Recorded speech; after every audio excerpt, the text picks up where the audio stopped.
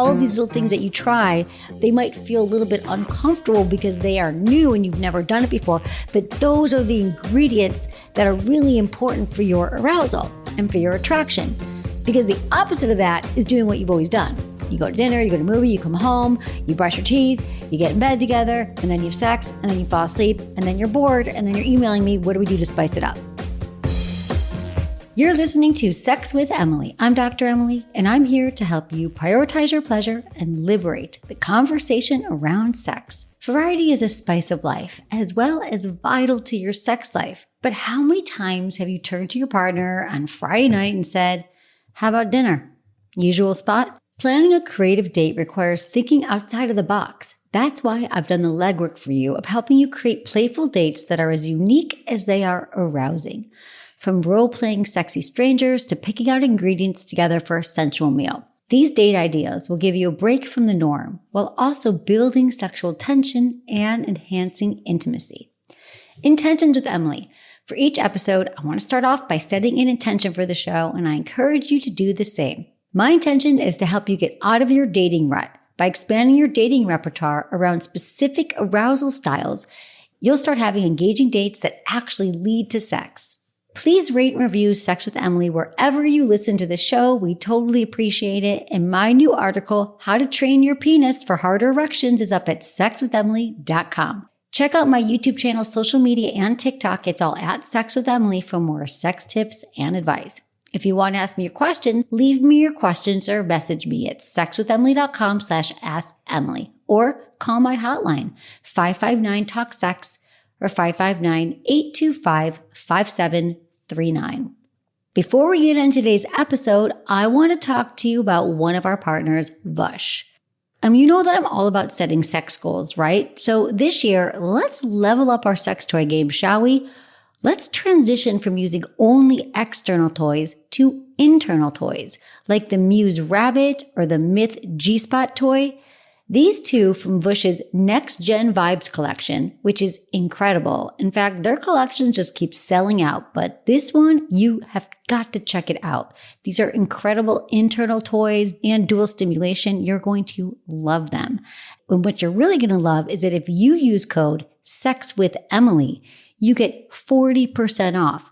That's 40% off any of these amazing toys. And that discount is no joke. So shop now, thank me later. It's vushstimulation.com.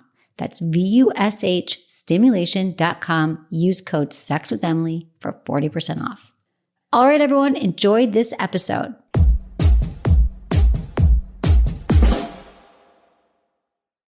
By now, you've probably heard my Magic Wand story. It's a brand that's been part of my personal journey for more than 20 years. But no matter how many times I sing Magic Wand's praises, I'll never be able to fully capture the story of this incredible brand. Well, now journalist and author Kate Sloan just completed a limited audio series documenting the history and impact that Magic Wand has created over the last 56 years. It's called Making Magic. And the series chronicles Magic Wand's incredible brand story through interviews with nearly 40 experts, performers, business owners, educators, and fans. So I got a sneak preview of the series, and what I loved is that Kate weaves together snippets from all their interviews into this amazing story arc. She covers Magic Wand's journey from appliance store massager to its legendary influence on culture and sexual independence, and it's all just fascinating. The first episodes of Making Magic are available now at makingmagicseries.com or on all popular podcast platforms. Just search for Making Magic or visit makingmagicseries.com today.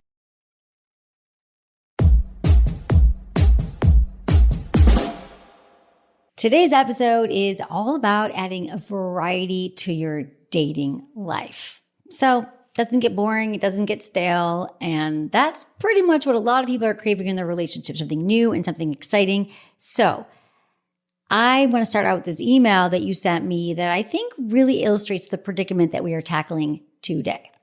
Tell me if this resonates. This is from Lydia. She's 28 in Virginia. Hey, Dr. Emily, I love your show and follow other podcasts when you're a guest. All right, this is a hard one for me. My long-term boyfriend and I maybe have sex once every 4 months, if even. We both want to have sex, but so much time passes between intercourse that it becomes too awkward and vanilla. There are no relationship issues outside of little fights, leaving the toilet seat up, haha. I'd love some insight on how to attract each other back to the bedroom without being weird about it. We have great communication on everything except sex. We plan date nights to initiate intercourse, but then we just lay around and fall asleep. It's like we become too comfortable with each other. What do we do? Okay, I got you, Lydia. Here's the thing. This is a classic challenge that many people have in their relationships. You're best friends, you love hanging out together, and everything's great. You're so comfortable. You're like roommates, especially when you're not having as much sex. So right now, my suggestion to you would be to get curious and to have some really great conversations with your partner about your sex life. Like, think about it. Have you ever talked about your sex life first off? Because I always say is to have that conversation, talk about the 3 T's of communication: timing, tone, and turf. Have it at a good time when you're hanging out and you guys are kind of just in a good space together. Your tone is light and curious and open, and it's outside the bedroom. So you say, you know what? I realize that we both are trying to have sex. It seems like we both know it's important, but we're falling asleep and we're doing all these things that aren't quite working. So how about this? Let's each write down the 3 most memorable times you've had sex and then swap the list. Well, you know what happens when you do that? Then you can look at it, you're like, oh, this was a memorable time for you. Well, this is a memorable time for me too. Or let's kind of figure out what we've learned, right? So then you can look at that and go, oh yeah, that time that we were on vacation, that was really, really hot. Or maybe you notice a theme to them that every time you had sex is when you initiated or when he initiated. And then you see what I mean? You're like learning what elements have to be in place for you both to be turned on and to be willing and ready for sex. So it sounds like you have the intention behind the sex. So we got to crack that code about what actually works for you. So I want you to learn to prioritize your sex life again. It seems like you're doing that, but what steps do you take? And this is for everyone listening. This is probably a very common scenario that a lot of people are hearing right now. How do you get back to what you loved about your sex life? So much so that you're inspired to take action. You're inspired to have sex again. It doesn't become like a chore. So we're going to give you a lot of ideas, Lydia, here, expanding on that, and also for everybody listening, okay? So let's talk about why it's so important in our relationships to have a dating life where you feel inspired. I don't think that I am the first person to tell you how important it is to have a night a week that is your date night. Okay. We all know that. And what I often hear from people is like, yeah, I know that it's important, but we can't afford a babysitter, which is a real concern. I get that. Or we're so exhausted, we don't have time for it. But I have to tell you this, that there have been study after studies that has shown that couples who prioritize one night a week, where it's just about the 2 of you, they are statistically more likely to enjoy high quality relationships and lower divorce rates. Just as important as the frequency of having a date night, couples who engage in new and exciting activities report having more intense feelings for one another. Okay, so now I've laid it all out for you. You know it's important to have a date night, and you know it's important to do something maybe that's a little varied and exciting. But how do we do that? How do we make dates exciting and interesting and memorable? First, it's important to know your arousal style or your desire style. What does that even mean? Well, we have an episode all about it, and we have an article on our website about the 5 arousal types, which we will link here. But let me tell you what they are. Through conversation, you get aroused and feel ready for sex. Through touch, through visuals, through physical adventure, and play. So what is arousal? And often arousal and desire are conflated. But for purposes here, arousal is the physical manifestation of your desire. So desire is the wanting to have sex. It's that drive in your head, like, I want to have sex, right? And then arousal is the physical manifestation of your desire. So here I am, I'm thinking about sex, and now I'm getting aroused. So arousal is the physical signs that happen in your body when you're turned on, okay? So your breath is quickening, your heart rate is increasing, you can feel the blood flow to all of your erogenous zones, which of course include your genitals, right? You feel that pulsing in your body. So that is arousal. But let's just get into the arousal types, because it's important to know, okay, I hear you, I want to get aroused and I want to be turned on for sex, but what can I do to kind of crack this code and make it easier for myself to actually do that? So arousal types. If you're aroused through conversation, it means that you get aroused through emotional connection that you and your partner create through like talking and laughing and relating and having like deep conversations. Maybe it's about your relationship and you feel closer to your partner. You feel more aroused and turned on before any touching occurs. It's almost like that is your foreplay. My partner and I, you might be thinking, yeah, we have these great conversations about what our desires are for the future, or a great book we read, or a television show we're watching. That really turns me on. Okay, then we have touch. So this means that touch, like you require touch to get your heart racing, to get you in the mood for sex. It could be like your partner just brushes your arm lightly. Maybe they touch your cheek. Maybe it's a kiss, and that's going to get you going. And that's going to get you the most turned on. The next one is visuals. You get turned on by what you see. The way your partner looks really sexy. Maybe you look at photos of them, and it could be you. It could be your own reflection and how sexy you look to yourself. It could be a fantasy, but that just means that for you to be in your peak arousal state, you are visualizing something. Okay. And then play. I always say that couples who play together stay together. And this means that if play is your desire style, you love when sex is playful and fun. You try a lot of new things in your life in and outside of the bedroom. And when you're doing something new and exciting, you feel the most alive and the most yourself. And particularly for this case, you feel especially turned on when you are playing. Maybe you guys are playing games in the evening together. You do Wordle every morning. You have an ongoing backgammon game. You love play. Okay. Physical adventure.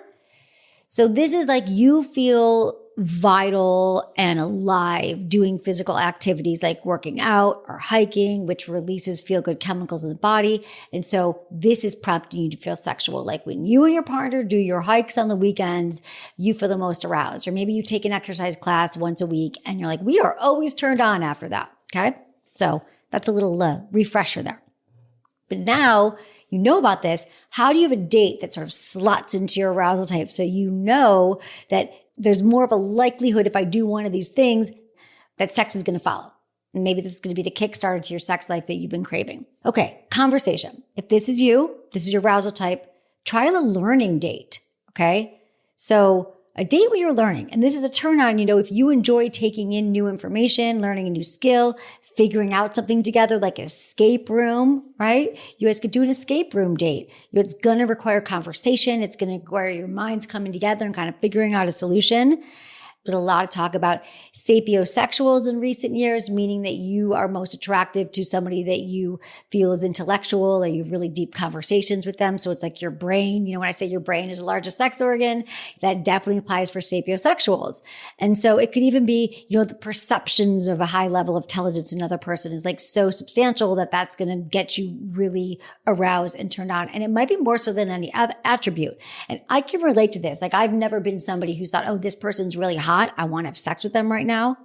For me, it's like, do I know this person? Have I connected with them? Have I had a conversation with them about something? And then that's when my attraction starts going for somebody. Okay. That is like a requirement for me.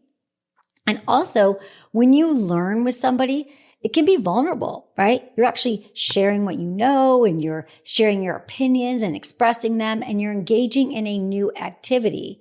It's really have some serious intimacy building there as well, right? When you're like learning and growing and maybe even challenging each other, right? That spark. So here's some specific date ideas. Maybe you go see like an art house movie together with subtitles even. Like those kind of movies, you go to dinner after, you talk about it, and that just might be the spark that you needed. Maybe you go to cooking class, you get a recipe together, you're problem solving, and then you have a great meal after. You could play games together. This is the thing about playing those games, like those 36 questions to fall in love. It was that New York Times article that came out years ago now that showed that these are the 36 questions to ask any partner to fall in love. You could take a pottery class together. Pottery classes are really hot these days. Have you heard about this? I feel like all my friends are like, you want to take a pottery class? I'm taking a pottery class. I'm like, okay, so that's a thing. You can go to a tea ceremony, learn about the ritual of that.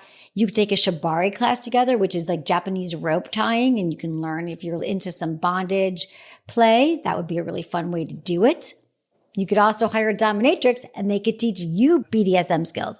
The other two arousal styles is touch and visuals. So this is really using your 5 senses. So I'm going to put these arousal types together. I'm going to expand this arousal type to include all 5 senses when we talk about dating. Because really touching and sight are the two that we really associate with pleasure. But studies have shown for sure that utilizing all 5 senses, especially in an experience with our partner or with anybody, not only makes us really more present, but it's also directly related to our happiness. Think about a concert, okay? Why we love concerts, or many of us love concerts. Going to like a live public event, it's because all of our senses are stimulated, right? They're all in the moment. You are visually looking at this great concert, this display. Maybe there's like a light show. You're smelling, maybe it's the familiar, like the popcorn or the, food at the concert, or maybe it's like, I don't know, marijuana, whatever people are, you're smelling, you associate with a concert. You're moving your body, right? There's touch, maybe with your partner, and you're dancing together. Taste. Maybe you're like eating that food at the concerts that you love. I don't know. I always love popcorn and these things. So why these events are a turn on is because when we're having positive sensory experiences, it gives us those dopamine hits. And those are like the risk reward system in our brain, which are closely linked. The more immersive a date is that all of your senses are engaged in the moment. Because remember, when we are engaged in all of our senses, when they are all connected, when you are present and you're aware to what you're hearing, smelling, tasting, feeling, you're present. You literally can't be anywhere else but present when all your senses are engaged, okay? So what are some date ideas when we're focusing on touch and visuals? Well, you can go see an immersive art installation. Have you noticed that like art's been flourishing in the last year, which I love? You can see like a la Meow Wolf. That's one. Touch. Okay. So here's a really fun date idea. I love the Oh My Bod Blue Motion Next One panty vibe. I love a panty vibe, which means you essentially are wearing this little vibrator in your pants and your partner can control it from wherever you're at. You could be at a rock concert, you could be at a dinner, you could be doing something and, you never know, but all of a sudden your partner's going to be vibing you. So they're in control of it and you start to feel some vibrations between your legs. Talk about stimulating some senses, right? Having a good time, being present. I don't know. That's a really fun, playful date. That's almost a date in itself. It really doesn't matter what you do, I think, if you're wearing a vibrator between your legs. You could also make fondue at home. Think about making fondue, how sensory that is. You could go to a sensory deprivation tank, meaning you're removing all your senses. So think about how much what that does when you remove all of them. You really do have a kind of presence that you can't really experiment. You can't really explain unless you actually go into one of these tanks. I don't know if they have them in your city, but check them out. They're all over, I know in Los Angeles. And they're a really good time. They're also part of self-care, to be honest. It's a very cool experience to deprive yourself of senses and then to come back to them because everything feels that much more intense. You could go to a wine tasting, candlelit bubble baths. Those are my favorite. I love a bubble bath. Get a couples massage or give each other erotic massages. Can I just say, I think this is a really underrated activity for couples to give each other massages. And no, you don't have to be a massage expert. You really just need some oil and just tell your partner to like lay down and then you can just start to like explore their bodies. They can just lay on their stomach. It doesn't have to be sexual, but it's a way of using touch to kind of calm your partner's nervous system, get you guys more connected and sort of take sex off the table also. It's a great precursor to sex. And I think that couples who kind of learn to play with erotic massages sort of learn to really like serve each other. And what I also love is having erotic massage where like 1 week it's your turn for the massage, so you're just receiving, and the next week you're giving it. And I think that couples who kind of play with this, sometimes it can be a lot to say like we're both going to give each other a massage tonight. But it's something that I've done in my relationship as well, where one like Monday nights, because Mondays can suck, I'll give him a massage and he gives me a massage. There's nothing better than getting a massage and knowing that you don't have to do anything afterwards. So kind of taking that pressure off your partner, but knowing that you both are like kind of connecting and doing something for each other and that yours is coming around next week or the next night can be a really great connection and agreement with your partner. I'm recalling my podcast I did with Sean T. You guys should totally check that one out. But he and his husband have photos of themselves. Like they know they are visual and they have photos of themselves in the bedroom, like naked, seductive, really sexy photos of them in their bedroom. And that they know when they see that, it gets them in the mood, it gets them turned on, they feel very connected to each other. And like after over a decade of being married, they still send each other naked pics throughout the day. And they're like, I love to see my partner naked. And they just both know that it's a visual thing for them and that's how they get aroused. So again, this is all about you guys realizing like, how can you focus on the senses, knowing that perhaps senses is your arousal type, and how do you hone in on them on a date so you feel more connected, more turned on, more likely to want to have sex. You'll want to stick around because when we're back, I'll be discussing more ways to build dates that actually lead to sex. The next one is play.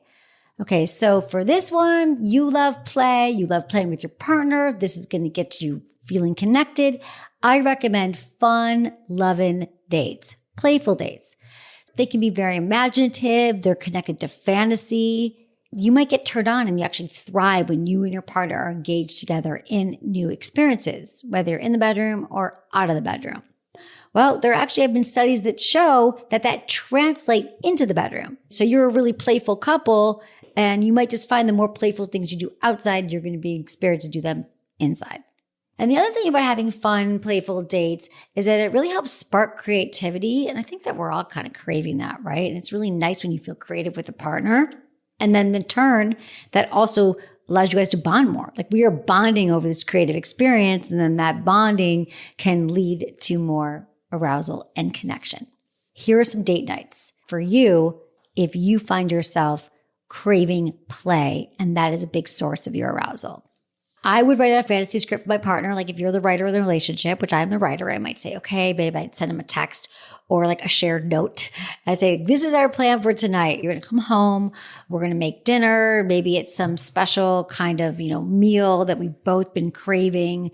I know for me, I'd be like, and then I'm going to come out and be wearing this new thing that I got. I probably mentioned the Florida Mall bundle, which is like this sexy baby doll outfit that I have that you have to I will put that in the show notes as well because it's really, really sexy and accessible. Do you ever feel like, side note, that you want to be wearing something that you feel sexy in? You don't remember to put it on during the day or you don't have time after a date. All the Florida Mall stuff is really kind of multi-use, but this baby doll thing just makes me feel sexy, but I want to work it into a script that I know that it's part of the plan and then it's also anticipatory. So if I write a script, like we're going to have this great meal, we're going to make fondue, we're going to have our favorite dessert, which is this little chocolate filled cupcake thing we have that when you warm it up, the chocolate comes out of it. And then we have whipped cream and we have these meals that we love eating together. And then I would wear this sexy dress, this baby doll dress. So I would write this all out. And I would say, this is our date night because first, it's just hot to know that you are thinking about something. You have anticipation to what comes next. And we're sort of co-creating a really fun, playful date. Some other date ideas. Throw a costume party with a group of friends. Because the reason why I think people love costume parties beyond Halloween is because you get to show up in something that maybe you wouldn't normally wear. A lot of times we wear things that make us feel our most powerful, our sexiest, our most desirable. And then you're at a party together. So all night you're wearing this thing, you're wearing this outfit that makes you feel good. And then you get to get home and take it off of each other. But that whole night you're sort of acting as an alter ego perhaps, or another version of yourself. Clothes can make us act and feel sexy, playful. So think about incorporating more costumes and, maybe even a wig can be something that mixes it up, right? Like you're always a brunette, but tonight you're going to wear a blonde wig. Playing sexy stranger. I love this. I love playing sexy stranger. You say to your partner, like tonight, we're going to meet at our local bar and we're both going to get there at 8 and we're going to show up and we don't know each other. So I want you to come with a different name. Maybe it's somebody that you always, pictured yourself to be, or you thought that this is another version of yourself, right? And you get to think about like, who am I? How old am I? What career do I do? What are my sexual turn-ons? And then if you're giving a different name, then you and your partner get to kind of rekindle that whole first meeting of each other. But now you're actually other people, but there's still the attraction and it's just a fun, playful game. And side note, you might be thinking, I could never do that. That's so awkward. My partner and I know each other. We would laugh. Well, this is probably a great time for me to remind you that dating and sex and all the things are funny and fun and you laugh. And I would say the more you laugh and the more you play together and the more fun you have together, the better sex you're going to have. So it's much better to try these things out and just see how it goes. Because I think you're going to be like, oh yeah, we couldn't really get into the role play at first. I kept calling him Bob and that's his name. So what? All of these little things that you try, they might feel a little bit uncomfortable because they are new and you've never done it before. But those are the ingredients that are really important for your arousal and for your attraction. Because the opposite of that is doing what you've always done. You go to dinner, you go to a movie, you come home, you brush your teeth, you get in bed together, and then you have sex, and then you fall asleep, and then you're bored, and then you're emailing me, what do we do to spice it up? Another great thing is reenacting your first date. Where did you go on your first date? How did you feel? What was really fun about it? And do that. Maybe you can wear the same thing or plan that for your partner. Again, it's these little surprises. Take a dance class together. So many ideas. Play truth or dare. Another really fun thing to do is to go to a sex toy store with your partner or a lingerie store and go in and kind of just let yourself be guided by what's on the tables there. What section are you attracted to? Maybe once you're both in it together, you'd be like, what do you think about this toy? What do you think about this lingerie? And then you get to try it out. You get to feel it. Maybe there's different lubes or massage oils. I can't think of a more fun date night that's going to stimulate all of your senses. It's going to be playful. It's going to be new. It's going to be that variety, which is a lot of things that we are craving in our relationships. Okay? Those are playful dates. Let's get into physical adventure, if that is your arousal style. For this arousal type, I recommend dates that are going to get your heart pumping and your blood flowing and your adrenaline racing. Because a lot of times when we are having challenges with arousal and we're not feeling as turned on anymore, it's usually because of blood flow. Can't get erection. You're not feeling any of those pulsing in your genitals. It's because the blood flow isn't flowing. These things are going to help you move that along. So when we do something like this, we're releasing all those feel-good hormones, right? Like endorphins are an instant mood elevator, right? And then when you feel elevated with your partner, then you're naturally connected. Here are some date ideas, okay? Go hiking together, go trail riding, rent bikes. Rent bikes in your own city that you live in if you don't have bikes. I love bike riding. It's adventurous. You can go places you wouldn't normally go. You can do indoor rock climbing, hot yoga. My partner and I do hot yoga all the time together, and we love it. You're hot, you're sweaty, you got the adrenaline going, you're like looking at each other there, sweating, and then, it's a good time. You go home, you shower. It's a fun activity. Try working out with your partner. Another thing, axe throwing. There's trends of axe throwing bars everywhere. Is that your thing? Would you like to go axe throwing? It's a great one. Wherever you live, you can find places that say like, what's happening in the city this week? I don't care how big or small your town is. There is somebody in your town that is collecting everything that's happening and all the fun things to do. Roller skating is a good time. Ice skating. Visit the farmer's market. Talk about sensory stimulation. Going to the farmer's market with your partner because you're planning food for the week. You're smelling and you're tasting different things that you want to try. You're touching the vegetables together. You're planning. I think the farmer's market is actually a great place to continue to stay connected and then kind of plan for future arousal. Maybe you're going to make a sexy dinner one night. And then there's like winter vibes. Think about it. Like go snowboarding. You can go skiing. You can go ice skating. There's a lot to do right now in the winter. Don't stay inside. Get outside and play, especially if you know that your arousal style is all about adventure. Okay, those were some date ideas that you can build around your different arousal styles. And now I'm going to get into some of your questions. This is from Michael in California. Hey, Dr. Emily, I've been fascinated with massage as a way to get closer to my wife. I love it, but I just can't seem to get my wife interested in it. Do you have any ideas? Of course, I struggle with the right way to approach her with the idea. Help. All right, Michael, I get it. It can be really hard to talk to our partners about what we really feel that we are requiring from them, especially when it comes to our time in the bedroom. It's not easy to talk to our partners, especially our long-term partners, about it. First, I would talk to her outside the bedroom and just say you really would love to work on ways to connect more intimately. Now, I know you said you've already tried that and you said she's not into massage, but maybe you could tell her a little bit more about what you mean by massage, because there are so many benefits to couples massage. Not only does receiving touch stimulate all those feel-good hormones like dopamine and serotonin and oxytocin, but once you do that, it works together to really lift your spirits, improve your mood. You'll experience increased amount of affection and attraction and more intimacy. And it's just a really great way for couples to spend time together without having to be looking at your phone or dealing with problems or being out at a dinner or even being at home navigating sex. Who's going to initiate, who's not. So when you decide that you are going to give each other massages, you could decide that one day it's your turn to give a massage and then the next time it's her turn to give a massage. Because when we really receive erotic touch from our partner, not only does it feel incredible and it has all those benefits I said of receiving touch, but it's just a really connected way to enhance intimacy, to feel closer to your partner, and to being able to receive without feeling like you have to give in the moment, right? It's so nice to have a date where you are just receiving touch from your partner and you don't feel like you have to roll over and give back to them. So I recommend that you just let her know that you have been sort of diving into understanding couples massage and you really think it's something that's going to enhance your intimacy, that she's really going to appreciate, that's going to feel good. You can even ask her what her concerns are about it. Listen, guys, anytime your partner says no to something or they're not into it, you're allowed to say, oh, okay, well, tell me more about that. What do you think it is about massage that doesn't sit right with you?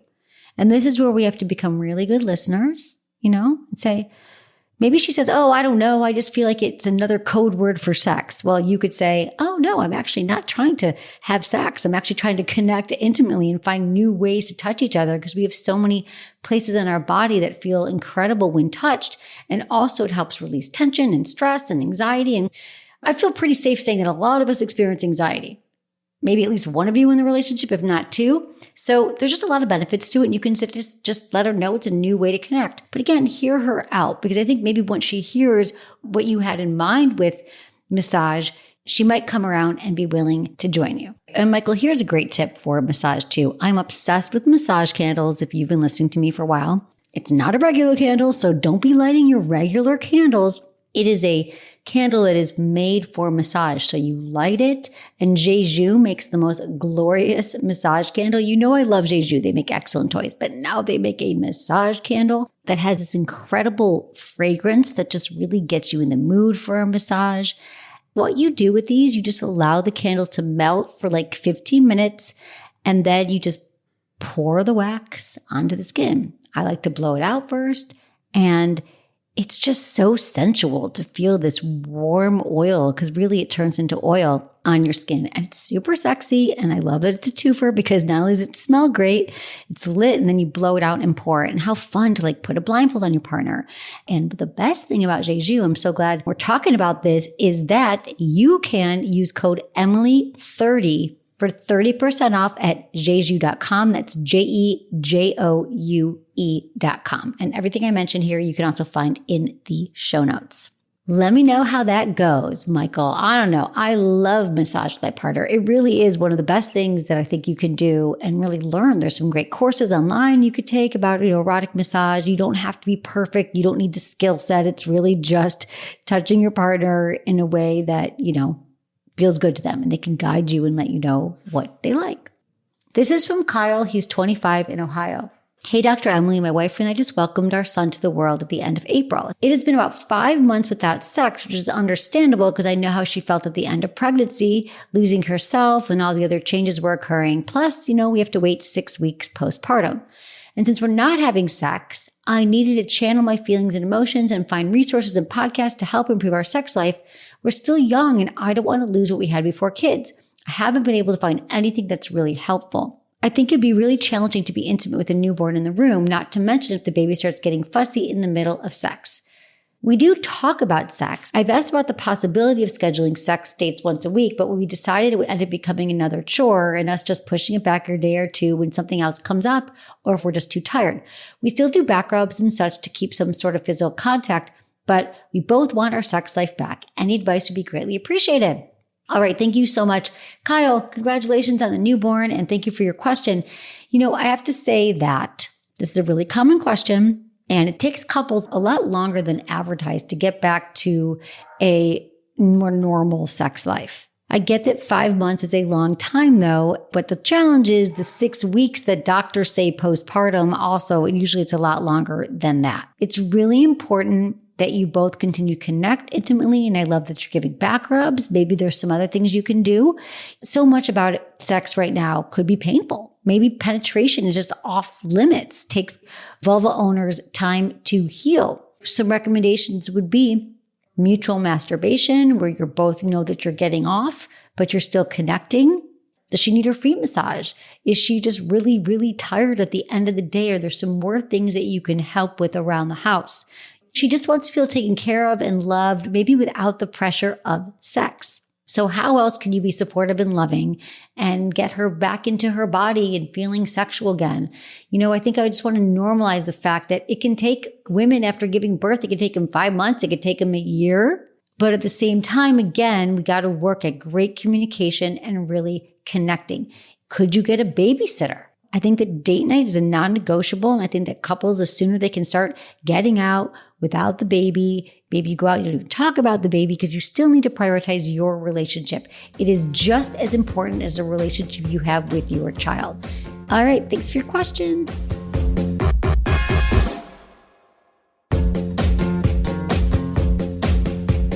That's it for today's episode. See you on Tuesday. Thanks for listening to Sex with Emily. Be sure to like, subscribe, and give us a review wherever you listen to the podcast, and share this with a friend or partner.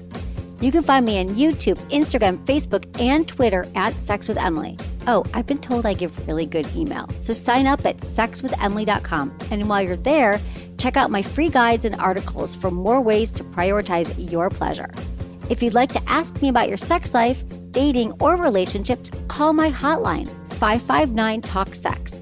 That's 559-825-5739. Or go to sexwithemily.com/askemily. Special thanks to Acast for powering the Sex with Emily podcast. Was it good for you? Email me, feedback@sexwithemily.com.